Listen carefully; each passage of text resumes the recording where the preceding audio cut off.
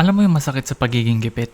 Ikaw na nga yung wala, ikaw pa yung mas napapagastos. Or ikaw yung pinagagastosan. Gusto mo sana ng matibay na gamit, pero dahil kulang yung budget, napipilitan kang bumili ng mas mura, na madaling masira, kaya bibilin mo ulit, and ulit. Wala kang pampa-check up, tiis ka muna. Pero pag lumala, mas mahal yung gastos. Wala kang pang full tank, tig 100 ka kada linggo. Mas mahal pa rin in the long run. Hindi mo naman ginusto yan eh. Pero yun ang reality pag limitado yung choices mo. Pero kahit ganyan yung simula mo, hindi mo need magstay dyan. Pwede ka magsimula kahit sa maliit. Sa mga skills na libre mong matutunan. Copywriting, video editing, Canva, Facebook ads, Go, high level automation, and sobrang dami pa. Baka ngayon ang sinasabi mo, hindi ko alam yan. Pero dagdagan mo ng isang salita. Di ko pa alam yan. Magkaiba yan. Yung wala akong pambayad, pwede mong palitan ng paano ko to ma-afford. Ganon mag-isip ang taong gustong makaangat, hindi ka nagde-deny ng reality mo. Pero hindi mo rin nililimitahan yung sarili mo.